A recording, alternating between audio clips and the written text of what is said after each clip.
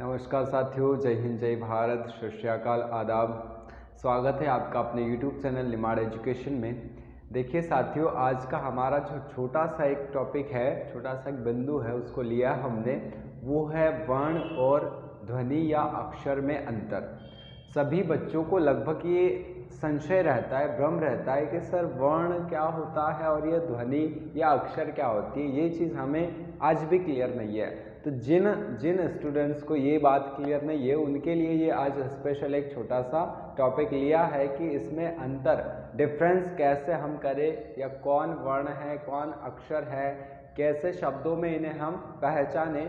इसके ऊपर थोड़ा सा छोटा एक वीडियो बनाया है, तो इसे आप अंत तक ज़रूर देखिए। देखिए यहाँ लिखा है वर्ण व अक्षर ध्वनि में अंतर। ये वर्ण और अक्षर, इनमें अंतर कैसे पहचानोगे आप? तो ये तो मैंने आपको एक परिभाषाएं दे दी है कि आपको पहचानना कैसे है। तो एक लिखित तौर पर आपको सभी जगह मिल जाती है परिभाषा। क्या कहा है परिभाषा में? तो वर्ण का अर्थ होता है जाति, रंग, रूप, व्यवस्था। ठीक है, वर्ण का एक तो अर्थ होता है जाति, किस जाति के हो, किस वर्ण के हो। रंग भी होता है, किस रंग के है या किस वर्ण के है। ठीक है, फिर रूप भी माना जाता है, और वर्ण व्यवस्था जो हम मानते हैं। तो ये तो एक सामान्य अर्थ है। इसके अलावा अब हम हिंदी व्याकरण की बात करें तो वर्ण की एक परिभाषा है। क्या परिभाषा है? तो जिसके ओर सार्थक टुकड़े ना किए जा सके। वर्ण किसे कहते हैं हम? जो किसी शब्द का छोटा से छोटा रूप जिसके और कोई सार्थक टुकड़े ना हो, उसी को हम क्या कहते हैं? वर्ण।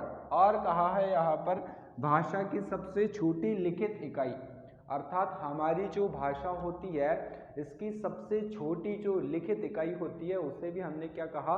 वर्ण। ठीक है, चलो ये वर्ण हुआ। अब थोड़ा इधर ध्वनि को देख लेते हैं। हम अच्छे से इसे पूरा प्रैक्टिकली देखेंगे। ठीक है, अभी केवल आपको परिभाषा बता रहे। ध्वनि किसे कहा? तो सांस के एक आघात से उत्पन्न हो जाए, अर्थात ध्वनि या अक्षर क्या होगा? तो जब हम कोई उच्चारण करते हैं किसी अक्षर का, तो वो सांस के केवल एक आघात से, मतलब सांस के एक झटके के साथ जो उच्चारित हो जाए वही अक्षर या ध्वनि कहलाता है। जैसे जैसे आप कहते हो क, क्या कहा? क, तो ये केवल एक ही आघात से उत्पन्न हुआ, इसलिए इसे हमने क्या कहा? ध्वनि या अक्षर। और इसका एक और अर्थ बताया, क्या? अधन्क्षर, अर्थात जिसे नष्ट ना किया जा सके, जिसे नष्ट ना किया जा सके, वो क्या कहलाता है? अक्षर। फिर और लिखा है भाषा की सबसे छोटी मौखिक इकाई। ये यहाँ गलती हो गई है, लिखित नहीं आएगा, ये होगा मौखिक इकाई।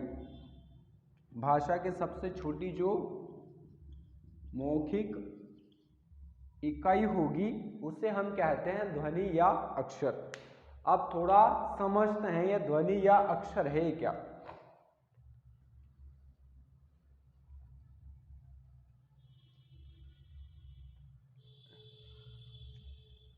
देखिए मैंने क्या कहा? वर्ण भाषा की सबसे छोटी लिखित इकाई, ठीक है, और ध्वनि या अक्षर तो भाषा की सबसे छोटी मौखिक इकाई। इधर क्या कहा हमने?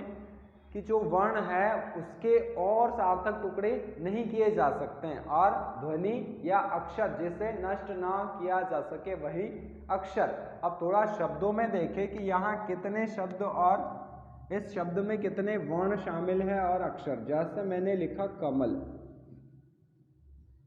कमल, ठीक है, तो ये कमल में कितने अक्षर है और कितने वर्ण हैं? ठीक है, तो आप बताएंगे यहाँ अक्षर कितने हैं? तो अक्षर है 1, 2 और ये 3।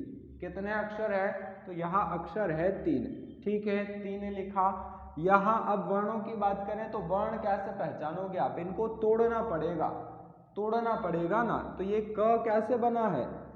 हलंत के साथ, फिर इसमें जुड़ा अ, क, फिर वैसे ही म, और ये ल। तो आप बताइए इसमें वर्ण कितने हो गए? 1, 2, 3, 4, 5, 6। कितने वर्ण हो गए? 6। तो इस प्रकार इस कमल शब्द में अक्षर अगर देखे जाएं तो कितने हैं 3 और वर्ण अगर देखे जाएं तो 6।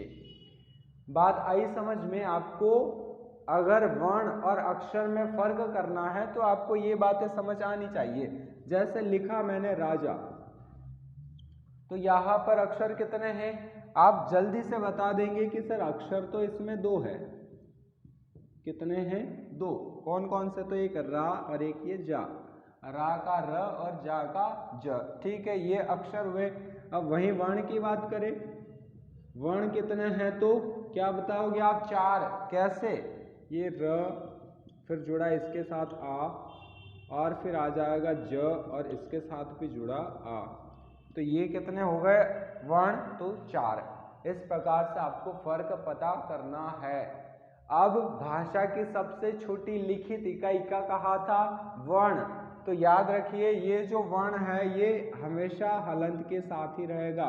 क हुआ, ख हुआ, ग हुआ, ये हलंत के साथ है तो ये क्या है?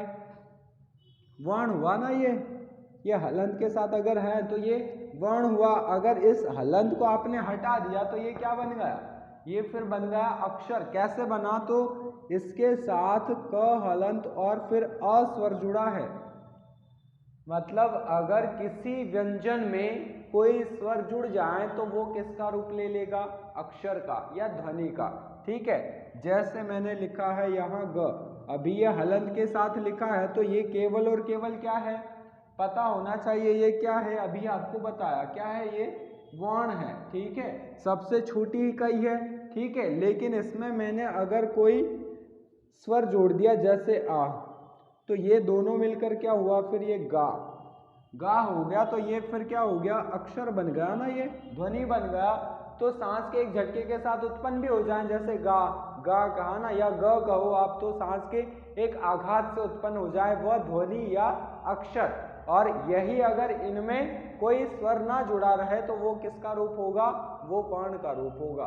तो बात समझ में आई आपको? वर्ण कैसे कहते हैं और अक्षर। बहुत अच्छे से सिंपल तरीके से आपको बता, साधारण तरीके से, कि जिस जिस व्यंजनों में या जिन जिन व्यंजनों में स्वर को ना जोड़ा जाए, केवल मूल व्यंजन लिखे जाएं तो वो कहलाएंगे वर्ण। और इनमें अगर कोई स्वर जोड़ दिया गया तो वो किसका रूप ले लेंगे? अक्षर का या ध्वनि का। ठीक है, तो भाषा की सबसे छोटी इकाई क्या होती है? सबसे छोटी 2 इकाइयां होती है, एक तो लिखित और दूसरी होती है मौखिक। जब मौखिक इकाई की बात करें हम तो ध्वनि या अक्षर, और लिखित इकाई की बात करें तो क्या होगा? वर्ण। ठीक है, आपको बात समझ में आनी चाहिए। और एक आधा शब्द देख लेते हैं। जैसे हम अब लिखते हैं सत्य। सत्य, यहाँ तकलीफ होगी, यहाँ आपको तकलीफ होगी कितने अक्षर है और कितने वर्ण। ये लिखा है सत्य, इसमें आपको बताना है वर्ण कितने हैं और अक्षर। कैसे फर्क करोगे कितने वर्ण है और कितने अक्षर? तो आप देखिए यहाँ अक्षर तो 2 ही है, 2 पूर्ण है, एक तो स और ये य, 2 ही है ना। कितने? तो ये अक्षर हो जाएंगे 2। लेकिन वर्ण की अगर बात करें तो तोड़िए आप इसे, स फिर अ, इसके बाद क्या होगा? हलंत के साथ त, फिर हलंत के साथ य और फिर अ। तोड़ा ना इस प्रकार, तो कितने वर्ण हुए इसमें? 5। सत्य में वर्ण कितने हैं? तो 5। लेकिन अगर अक्षर की बात की जाए तो कितने हैं? 2। अब कहोगे सर ये जो आधा त है इसका हम क्या करें? तो ये उच्चारण में आप कैसे बोलोगे? सिंगल इसे त को आप बोल पाओगे क्या? ये त हलन के साथ कैसे बोलोगे आप? उच्चारण तो इसका है ही नहीं। ठीक है, लिखित रूप है, ये लिखित रूप है, लेकिन इसका उच्चारण कुछ है क्या? त अगर आप बोलते हो तो इसके साथ अ जुड़ जाता है और हम इस त की बात करते हैं। ठीक है, त अगर आप बोलोगे ध्वनि के साथ उच्चारण होगा तो केवल इस त का नहीं होगा, इसके साथ स्वर जुड़ जाएगा अ, तो त हुआ त, तब जाकर ये क्या बन गया? अगर ऐसा हुआ तो ये अक्षर बन गया, अक्षर, या इसी को हम कहते हैं ध्वनि। ठीक है, तो हमने क्यों कहा अगर ये है सिंगल इस प्रकार है तो ये क्या है? वर्ण।